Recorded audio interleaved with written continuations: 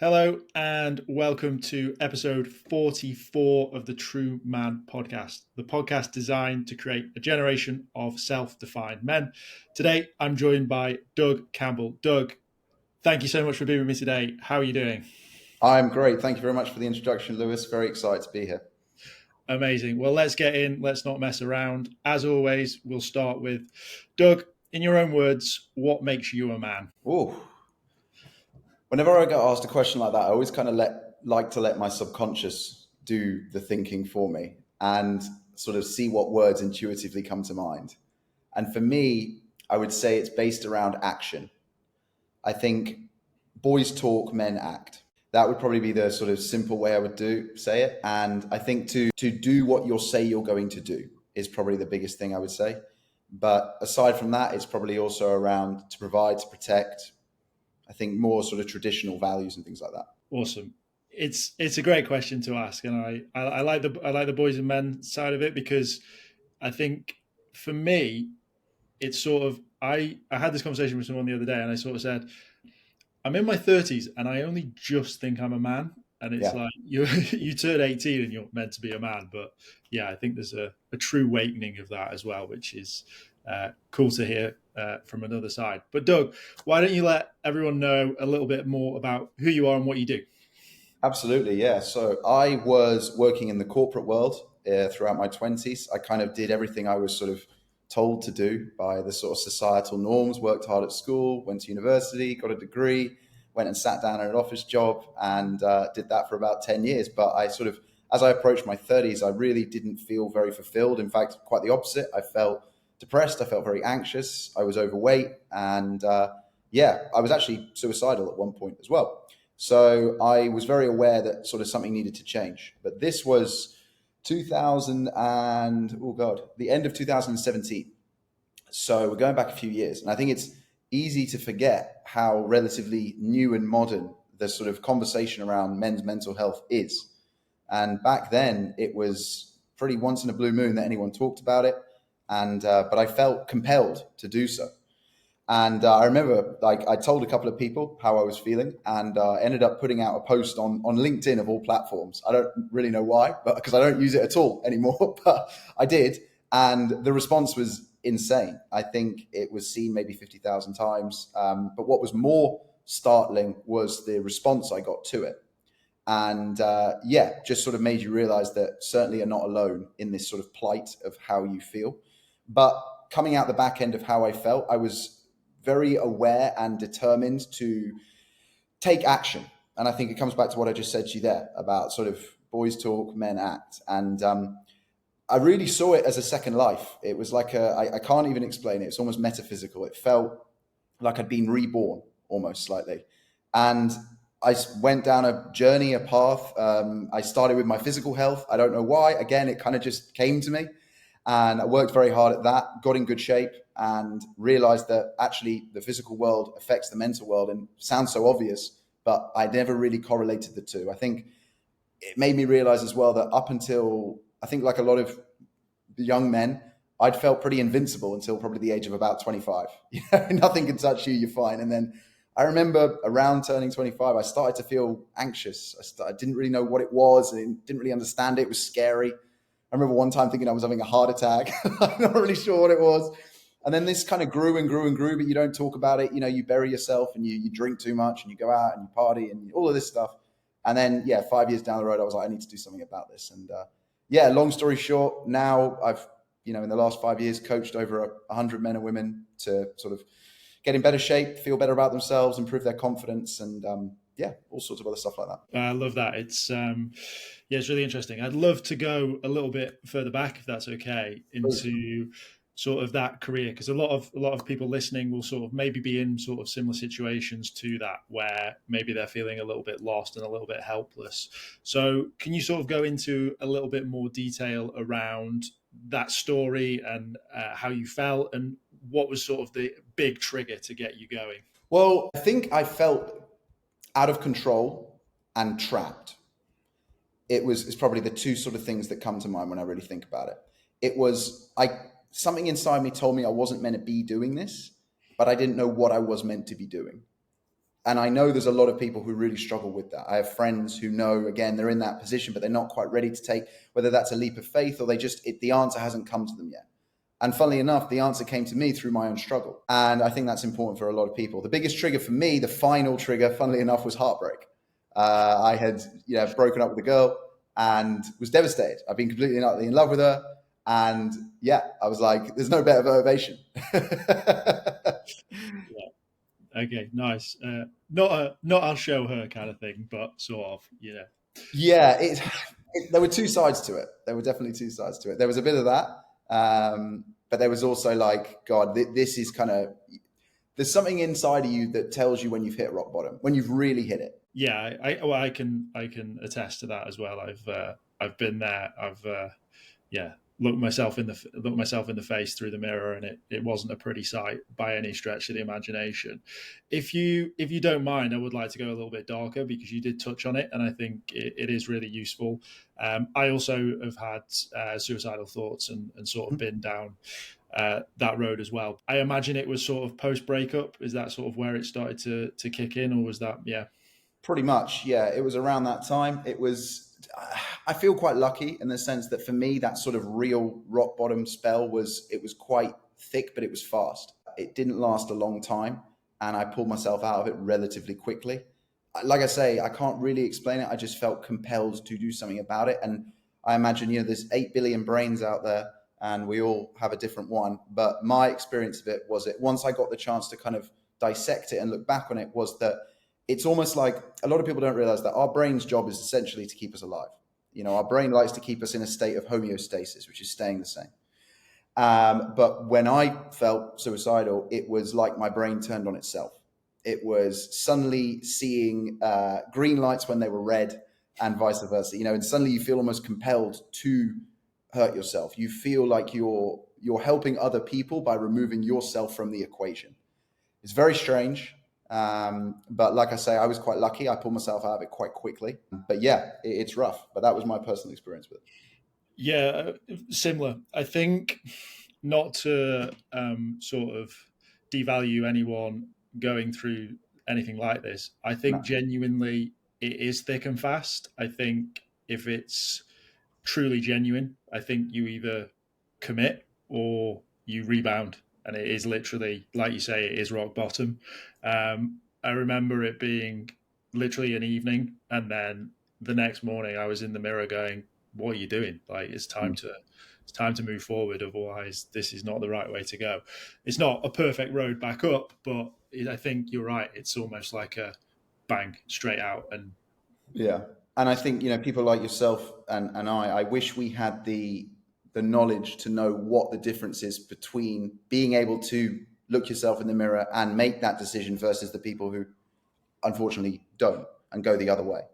Yeah, I mean, wow, that would be a powerful pill or sentence if you could find the right words to get anyone out of that situation, most definitely. I think the hardest thing about the mental health side of things, from the way I look at it, is that the brightest neuroscientists in the world admit that we don't know that much about our brains.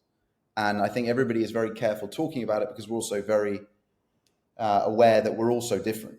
And it's very difficult to have a conversation like this. And some people might relate to it and other people might feel almost more lost by listening to it. And whilst our intention is also always positive and to try and help people, I think the other biggest issue, and I'm sure we'll come on to this, is exactly what I started with, is that my opinion and my view of mental health has changed quite drastically since I first kind of came out and talked about my struggles with it. In the sense that I believe the narrative, which a lot of people believe, that it's the best thing you can do is to talk about it. And I think that's obviously an important step, to have that self-actualization and then to externalize it and to talk to other people about it.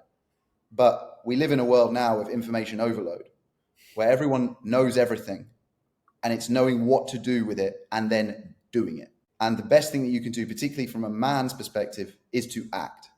I think the other problem we've got is that men's mental health and women's mental health has been grouped together, and we're very different, and we deal with things very differently. One of the best piece of relationship advice I ever got was, don't try and solve a woman's problems, just hear them. And it's very true. We're very different. We are. And you touched on it yourself. You said you did that post like 7 years ago, and that was very new and very almost rare. And you even use the words coming out as if Yep. talking about your mental health is like I've got mental health, and you've like come out of a closet with I have depression. It's Well, like, the funniest thing about that, a post like that, is really, if you break it down, what that is it's self accountability. yeah, It's admitting that there's something not quite right, and it's saying it to the world. Whether that's saying it to one person or the internet, yeah, it doesn't really matter.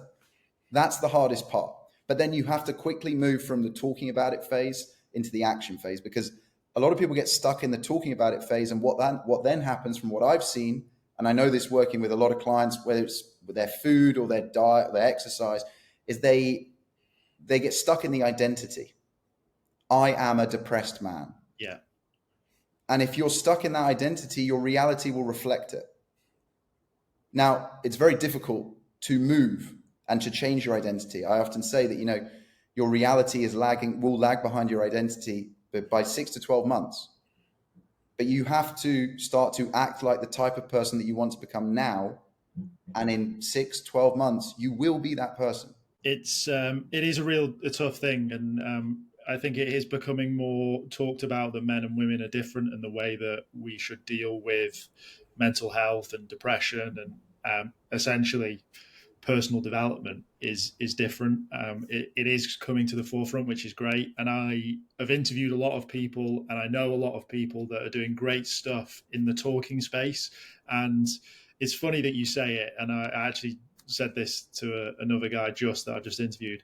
These conversations seem to come at the right time for me as well, from a podcast point of view. And I've moved from talking to doing. Like I'm always open to listen and talk, but I'm also now in a doing stage, and I want to do more, and I want to grow, and I want to be better as a man, and I want other people to follow suit. So it's interesting that you say that you've gone through that shift as well. And yeah, I'm sort of going through that shift now, which is nice. I think it's fantastic that we can have conversations like this, and that there are people, not just you and I, but hundreds of thousands, if not millions of other men out there who are willing and able to be open about their own experiences.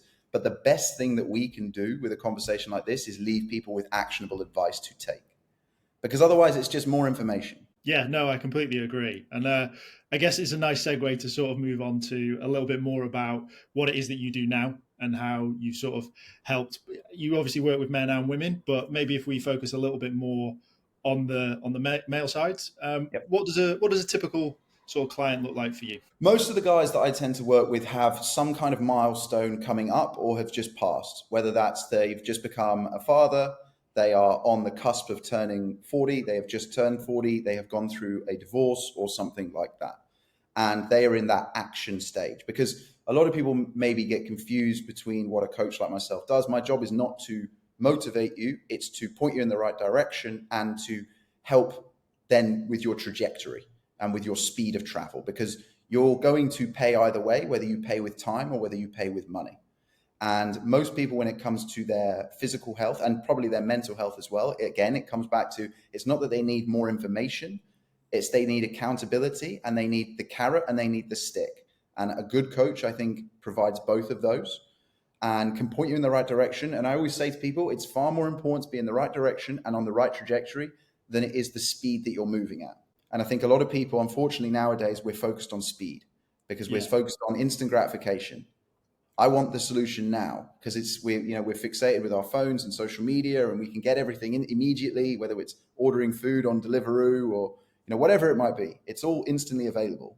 The world is very easy, but our bodies have to, it takes time. Yeah. So how do you sort of combat that? Because social media, the things that do well are abs in 8 weeks, photos of abs, photos of bums for girls. These are the sort of things that drive following and drive people to go, oh, I want a bit of that. That's what I want my life to look like. And the quick sell is always going to be there. We always want the quick fix. So how do you sort of gear your clients to a stage 1, a stage 2, and sort of et cetera from there? Yeah. So for me, it all starts with education. It's connecting the what, the why, and the how. It's figuring out what you actually want to do, which most people come to me with. They know what they want. And then the first thing I say to them is, why do you actually want this? What is the deep-rooted, intrinsic motivator and driver for you. It shouldn't be an external validation. It should be something that drives you, because when you're 5-6 weeks in and it's a cold, dark, wet and windy Tuesday morning, you are not going to be able to rely on motivation and willpower. So I need you to understand in your own mind why you are doing this. And then once they figured that out, so the mindset is probably the first step. And again, it's shifting their identity. It's okay, cool. So you've told me that this is what you want to achieve and this is why you want to do it. So this is the type of person that you want to become, essentially. Cool. These are the habits, the actions, the behaviors, the values that you need to adopt today to become that person in 3 months, 6 months, 9 months, 12 months, whatever it might be. The more you commit to that, the faster you will get there. And the more dedicated you are and the stronger the why that you've got, the quicker you will get there. And then the education comes in with the how. So how are you going to do that? And this is where I really focus on principles rather than methods, because when it comes to diet, you've got hundreds of diets. When it comes to exercise, you've got hundreds of different types of exercise. But it's really helping people to understand like the principles of this stuff, how it works and why there's value in doing what you're doing. So if I give you some examples, if I was to say to someone like, how do you lose weight? Most people will say, oh, well, eat a little bit less and move a little bit more. Cool. Yeah. Right? Or they'll say, oh, it's calories in, calories out. They'll give you something like that. And of course, we know that, at the top level, the basics, that is it. But there's a lot more to it because you're dealing with humans, not robots. And we've got emotions and we've got triggers and stuff like this. So it's helping people to correlate why they're doing it and why it's going to be of value. A lot of people come to me and say, I know I should be eating more protein. I know I should be drinking more water, but they don't understand why. So it's helping them to understand the value in the habits and the actions that they're taking so that their brain can correlate the cause and the effect. Do you think that a lot of your clients are coming to you for initially the wrong reasons, and then they're talking to you and going, oh, okay, actually, I get it now, because you've been through something else? Whereas maybe a traditional PT who's always been in great shape just goes, yeah, this is how you get big muscles. I think a lot of people come to a coach thinking that they have secret information that no one else knows. And it's funny, I actually wrote an email about this the other day. I said, you know everything you need to know. And if there's something you don't think you know, reply to this email and I'll tell you it for free. Because the value in coaching is not in the information, it's in the implementation. That's the difference. Yeah, it's, everyone wants the secret sauce, right? This is this sort of like this balance between what's put out on social media and the truth. To put it bluntly. Yeah, it's 100%. Well, I think the thing as well, it comes back to reframing it. So whether it's your reframing your mental health. So a lot of people, again, we're wired, particularly men, we're wired to solve problems. Yeah. Okay. I am anxious. I am depressed. Okay. How do I solve that? Well, unfortunately, particularly with depression right now, we don't have a cure. So we can't necessarily solve the problem fully, 100%. Yeah. But we can manage it. How do we manage it? Okay, cool. We live a more healthy lifestyle. We're conscious of it. We're aware. We make better decisions.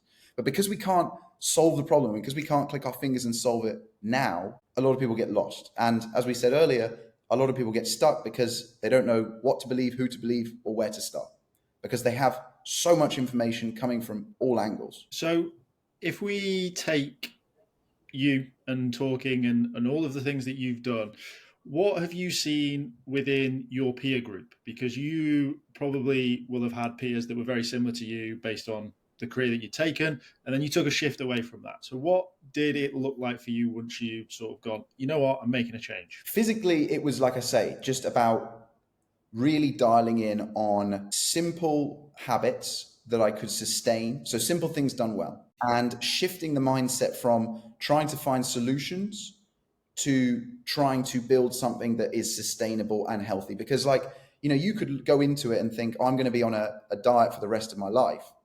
And it's like, well, okay, yeah, but then you want to build something that's going to last. It's something that's going to be easy and almost subconscious. Yeah. So for me, it's really about understanding how do you get there. It's not trying to, I suppose it's what it really comes down to is changing your expectations of yourself and trying not to think that you're going to be able to necessarily solve every single problem. Being very open-minded as well, that nothing is finite and nothing is set in stone. I used to be very set in my ways and, this is right, this is wrong, black and white. Whereas now I think coming into anything, I'm a lot more open-minded. And I think that definitely helps as well. When you sort of went on this path, what was the response with sort of like friends and family? Because for me, I lost people, but I also created new relationships. It's just interesting to see what the dynamic was there with you. Yeah, I mean, obviously, as you change and grow, so does your peer group and your friend group. You realize that, I think it was on another podcast that I was listening to. They were saying that you realize in your 20s, you don't necessarily have friends, you have drinking partners. And that's very true. I think your friendship group naturally gets trimmed as you go into your 30s and your 40s. And, as people take different paths, whether that's the marriage route, the kids route, whatever it might be, or change of careers, your peer group will naturally shift. And I suppose it all comes down to people's values, doesn't it? And it doesn't make anybody right or wrong. But unfortunately, a lot of people, and I have to, I sort of warn my clients about this, one of the biggest unexpected issues that you'll have is resentment. Because a lot of people, whether we like it or not, they will compare themselves to one another. So even if you're not going backwards, but someone next to you is moving forward and they're moving forward fast, it feels like you're going backwards. So they start to then resent that person, because a lot of people sit in a very low level of consciousness. They're sort of in that victim mode. The world is happening to them. They don't think, and again, this comes back to control. They don't think, or they don't maybe have any control over their own reality. So once you gain that control of your reality, you realize that you can rise up the levels of consciousness and start to take action and start to improve yourself and change as well. But yeah, 100% along the way, you see people's true colors. People go through their own things. You lose people, but you also gain new relationships, which are probably better for you, deeper rooted and more aligned with your actual values. Because a lot of the time, I think in your 20s, certainly from my experience, everybody is kind of just trying to fit in. Yeah. You're not necessarily fully aware of your own identity at that stage. You're not really sure what you stand for as a man. And I'm sure if we were to have this conversation, I'm 36, I'm not sure how old you are, in 10 years time, it would shift again and again and again. And so that's, so on and so forth. Yeah, definitely will. That's something that I really want to encourage, is to have this conversation regularly and often, because it will change. And I said it right at the beginning, right? I didn't feel a man until I was in my 30s. So it was like it's a playground in your 20s, and it's good and it's exciting, and you can try new things, and you get dealt a lot of shit as well. Like you naturally, if you're putting yourself out in the world, you're going to get hit hard in some cases as well. What the problem is you and I, and so by the sounds of it, a lot of your clients sort of go through a life shifting or something that jolts them and makes them want to make a change. And we talk about those people there that are almost treading water and aren't necessarily declining, but aren't also going anywhere. If there's someone like that listening that wants to make a change, but hasn't just been essentially shaken, is there anything that you can think to sort of start them to move them in the right direction? I would say there's a lot of people at that place probably because they haven't necessarily felt enough pain. And that sounds brutal, Yeah. But I think it's also very true. Pain creates change. But what I would also suggest, and it's a bold strategy, but having done it myself, is to remove choice from the equation. When you truly burn the boats, you will be amazed what you can achieve. It pushes you past points where you thought you would stop. I think it's the SAS or the Navy SEALs talk about the 40% rule and how even when we think we're going to give up, that's only 40% of our true capacity as men, as women, as human beings. Again, it comes back to that point we said earlier around homeostasis, the fact that your brain's job is to protect you. It's to keep you alive. It's to keep you the same. And even if you are unhappy, obese, whatever it might be, stuck, your brain only sees, well, I'm still alive. My job is to keep you alive. So we're going to keep you here. And you have to fight that. And the more entrenched you are in that comfort zone, the harder it becomes to pull yourself out of it. But listen, the first steps are the biggest and the hardest. And the more steps you take and the quicker you take them, the smaller and the easier they get. And I always say to people that if you could bottle and sell momentum, you would be a trillionaire, because it's, you've drunk that Kool-Aid. I've drunk that Kool-Aid. No. And it is addictive and it's amazing and it's powerful and it makes you feel superhuman. But the only way you can create that is through your own actions. No one else's. You have to do it yourself. And it's scary, right? It's terrifying. Yeah. It's terrifying. And it's easy for us to sit here having walked the path. Yeah. But we forget, unfortunately. Sometimes I wish I could press a button and be transported back to how I felt in those days, how someone might be feeling now listening to us. Because it's very easy for us to sit here and say this. But again, like I say, it comes back to being able to give people actionable advice and reassurance as well.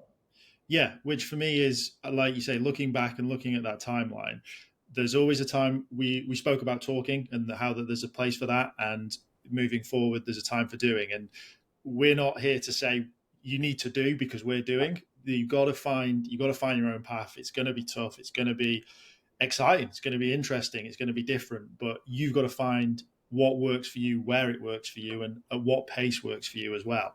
Because my pace and your pace might be slow for some people, or it might be like, Jesus Christ, what have they done in 3, 4, 5 years is insane. But it's all different. It's all a journey. So yeah, it's another example I like to give, because a lot of my clients, they'll say, they want to join the program, they'll sign up, I'll build them their workouts, whatever it might be.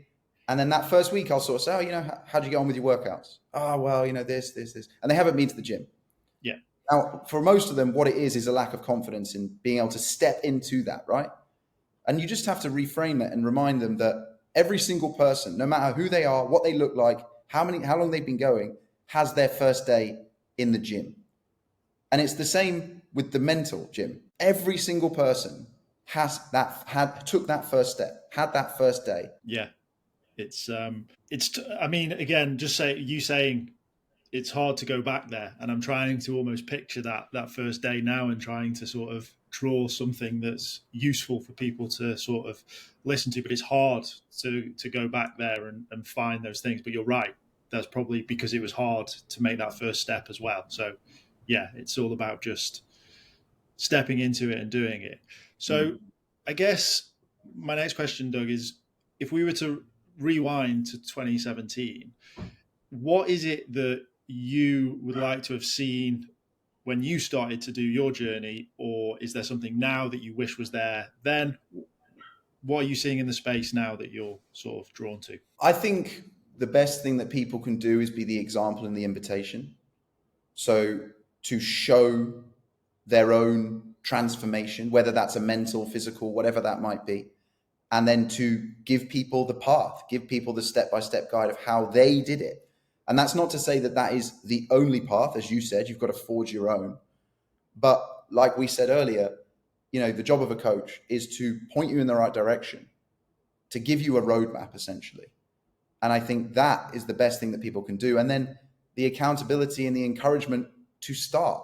One of the things that I certainly think, and I'm very strongly believe, is that most men are warriors without a fight to have. And I think it's that search for purpose. Why are we here? That's the real hard thing. And that's incredibly personal to every single person. Yes, it is. And it's so important to find, or at least question.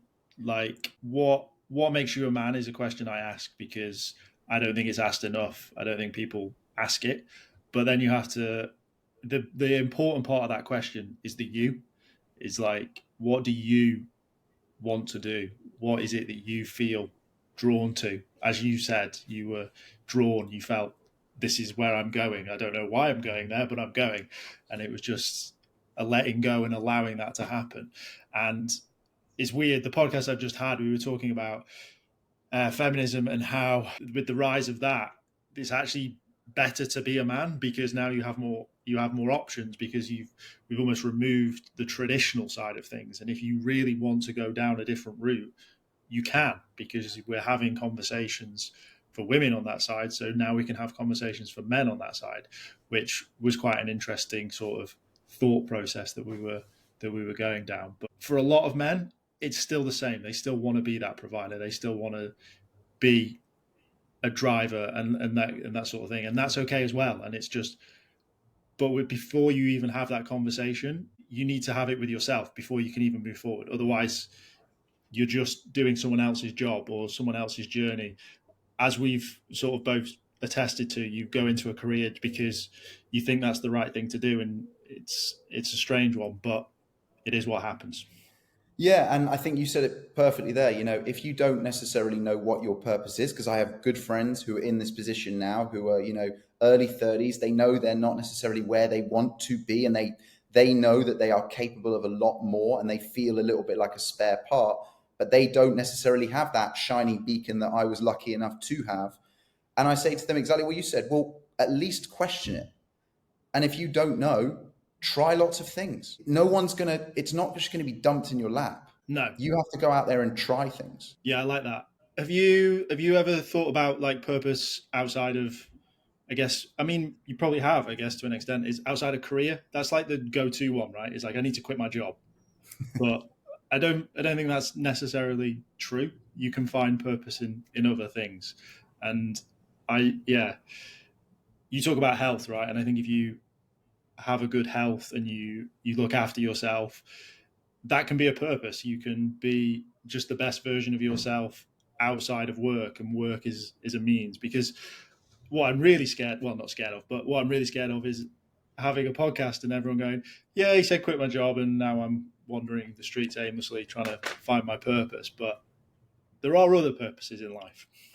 1,000%. And, again, this comes back to our point earlier around you have to be open-minded with this, and your purpose, your priorities will shift and they will change and they will mold, and that's fine. A mentor I had said, the best thing that you can do is treat life a little bit like a river, and you don't want to fight the current. You want to go with the flow of it. And sometimes you're going to hit the sides, but the better that you can go with that flow of the river, the more you're going to take out of life. And I sat with that for a long time, because I used to be a I still am to an extent, but I think we all are, really. Yeah. But I'm getting better of letting go of things. And again, I said it to a client today. We were catching up, and I said, listen, all you can do is control the inputs. And if you control the inputs, the outputs will take care of themselves. But no one else can do the inputs for you. Yeah, which goes all the way back to what you were saying about, I haven't got a secret sauce. I'm just here to help and guide and hold you accountable, carrot, stick. One of the biggest things that I see my job as, and this is a particular problem from what I've seen in Britain more so than America, is that in Britain, most friendship groups will validate whatever someone says. So someone will say, oh, I'm a bit tired, so I'm going to listen to my body and I'm going to take a week off the gym, and the week turns into the month. My job is to be the 1% who says, well, you've been listening to your body for 5 years and it's not exactly got you to where you want to be. So do you reckon you should listen to your body, or do you reckon you should listen to me? It's brutal. Yeah. But people respect it because it's what they actually want. Because the other thing is a lot of everyone is dealing with their own things. And it's almost like we all want to hold the talking stick all the time and talk about our problems. And we're very bad at listening. And we hear people, but we're not necessarily listening. And then it's okay, cool. Is it my turn to talk about my problems now? And we're all in like group therapy, but no one's actually offering any real solutions. Yeah, pass the potato kind of vibes. Men are inherently really bad at listening, right? We're just solution driven. Like, yeah. You tell me a problem, I'm like, I've got an idea there. And it's like, no. Sometimes just let me tell you, and then I'm going to go do my own thing. And then sometimes you want a solution as well. But as men, we're just like desperate to just give you something. But yeah, sometimes you need it, sometimes you don't. Well, I think, listen, like men and women are both very capable of getting to solutions, but we do it in different ways. Whereas men, it's like problem solution. Find the quickest and most direct path. Whereas women, it's different. Yeah, well, we won't go into that. It's a men's podcast. It'll get clipped and I'll be in trouble somewhere. So I'm going to... That's fine. Swiftly move on. So obviously this conversation that we're having today is pretty rare. 2017 it would have been really hard to find something like this. What is your sort of hope for the future for men and the men's space and the discussion around well-being in general? Listen, unfortunately, and I don't necessarily think we know why yet, but since the conversations have become more mainstream, the problem has gotten worse. If we look at the ultimate metric of mental health, which is suicide, it's going in the wrong direction. So my hope is that we start to move through the talking phase and into the action phase. So I would love to see, and I know this happens, and I'm certainly not criticizing anybody who does it. But from what I look, if I take a bird's eye view from this, and I would say and I include myself in this, we're messing this up right now. We're not doing a good enough job. And I think we need to move out of this information stage and into the implementation phase, giving people step-by-step guides, a little bit like how they have step-by-step guides for alcoholics or drug addicts. And that would have I don't know the history of that, but I would imagine that took some time to put together. And I think with men's mental health, because this is still a very nuanced topic, you're talking about hundreds of thousands of years of human existence. And we're talking about this in less than 10 years. This conversation is in its infancy. So maybe this is going to be another 10 years. Maybe in 10 years' time, you and I are sitting here and nothing really has changed. But it's moving from the information into the implementation, because we can talk. It's going to continue to get worse because people are going to get more entrenched into the identity that they cannot change. Yeah, I think for me, talking is good and it is useful, and it's great that this space has got a voice, and that, as we've touched on, it's becoming apparent that men and women are different. Who knew? And that we react differently to different types of therapy and change and all of these things. And for me, it's a conversation about allowing people to have this conversation as well. I think it's almost too late some people start far too late and they're just gone, and it's just, there's no change there. It's impossible. They don't know. They're just lost. And that for me is important. So education is definitely there. And I had spoke about this last night at a talk, and it's about just letting men be men. Like, it's okay to be a man. It's not dangerous. Right. Mm-hmm. It's actually quite useful. I hope, similar to you, that we allow men to heal in their own way, in the way that works best for them. And I think who knows how long it's going to take. You're right. It could be 10, 20, 30 years. Who knows? But more conversations like this will definitely help. 100%. And to be clear, talking about it is the first step. That isn't something that should be glossed over. Yeah. That isn't something that should go away. And I want to be really clear about that. But it's shifting people from that talking into the doing. I think that's the most important thing. And a little bit like how I have clients, and I'm sure you know people who have this, maybe you've already had this thought yourself, is that treat every day as its own. Because I say that because I have clients who will say, oh, I messed up and it's Wednesday. I'll start again on Monday. And it's the same philosophy with your mindset. But you have to treat every single day as its own. Don't treat it as Monday, Tuesday. One of the best things that I did during the pandemic was I stopped thinking about the days as Monday, Tuesday, Wednesday. I just was like, yep, it's day 27. Because we attach so much emotion to a day of the week. Yeah. Just because someone somewhere named it. So yeah. Do you get this? You must always be happy. You must be great now that you've worked on yourself. Like, I think that's the same sort of ethos in the case of, like, guess what? I still have bad days. Yeah, like I said, this isn't about finding a solution, a cure. It's about learning how to manage it as best as you possibly can. Yeah. Actually, two of the other things that I would love to see in the space in the next, and I think will come relatively quickly.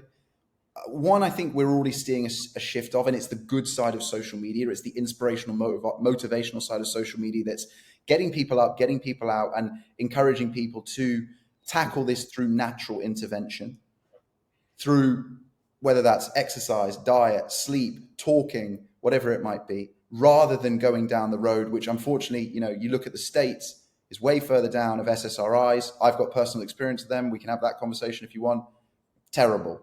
My experience was, oh, you think you're depressed? Take this tiny little pill and we'll show you what depression really is. I was on the lowest dose of sertraline for 4 months. And I just said, okay, if I'm going to go on this, I'm going to do it properly. So it was clean eating, training hard, no drinking, nothing. And I've never felt worse in my life. Now, that's not to say that SSRIs don't have their place. It's not to say that they can't help people, because I know people personally who they have helped. But again, it's a little bit like people jumping on a quick fix diet. Yeah. It's being positioned now as the solution. It was positioned to me as the solution, and it is not. When I went on SSRIs, I didn't even have to see a doctor. I got a text message saying, go to your pharmacy to pick them up. No instruction, no guidance, nothing. That is worrying. If that trend is accelerating, because it's like this problem's out of control, so we'll just give people some pills and hope for the best, we're screwed. And I think that's a huge thing I would like to see. And then the other side of it, which I'm not the expert on, I'm trying to do more research on all the time, is the effect of drugs like psilocybin, and how that might be able to genuinely cure some of this. They're treating it with soldiers who've been in war, who've seen, well, certainly much worse things than I've ever seen or will ever see, and experienced horrors, that make me look like I've lived a very privileged life. And if they're seeing positive results with them, I'm pretty hopeful for how it could affect the everyday man. Yeah, definitely. I've done 2 really good podcasts. One with Dr. Ed Rainbow, who was a GP, still is a GP, and is very antidepressants. He refuses to prescribe them unless it's an absolute severe case and that he feels that it's an absolute necessity. And the other one was with Ryan Park, and he is huge on testosterone and the links towards high testosterone and lower depression, less chance of heart attacks, less chance of anything that will kill you, basically. And he's actually employed regularly by the NHS to essentially explain that having high levels of testosterone is healthy for a man, which is insane to think that the NHS has to hire an outside party to tell them that being a man is useful for not dying as a man. But I did a whole series of videos on my YouTube channel around how to sort of naturally boost your testosterone levels. Some of my clients come to me and say, I've had a testosterone test. I've been offered TRT, testosterone replacement therapy. They're in their early 40s. And I say to them, well, look, let's give it 3 to 6 months. Let's see what we can do. And I had one guy recently who we nearly doubled his testosterone in 3 months, in his 40s. Because again, you're told, oh, you're 35. Nah, it's all downhill from here. Yeah. And of course, if you're told that and you don't know any better, oh, okay, well, what do? I'll take this pill. Do this. It's insane. It's insanity. Yeah. And there's stuff that is accessible. It's not expensive. It's basic stuff. It's simple things done well, consistently, for longer than you want to. That's a crucial part of it. None of this, no big change will happen in the time frame that you want it to happen. It will take longer and it will be harder than you can imagine. So if you go into it knowing that, as soon as it starts to suck, that's when the change is starting to happen. That's when you double down. That's when you smile and you go, sweet, this is starting to work. I like that a lot. It was nicely put. Doug, if people have enjoyed listening to you and want to find out more, where's the best place for them to find you? I appreciate that, Lewis. Best place to go is to my YouTube channel. Just type in Doug Campbell on YouTube and I should come up. Amazing.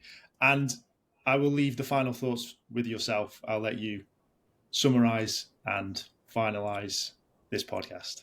I appreciate that. No, listen, it's been an absolute privilege and a pleasure talking to you. Hopefully we've been able to positively impact and affect at least one man's life. That's always the goal. And I would say if you are sitting there, if you are struggling, get up and do something. Do anything. It doesn't matter what it is.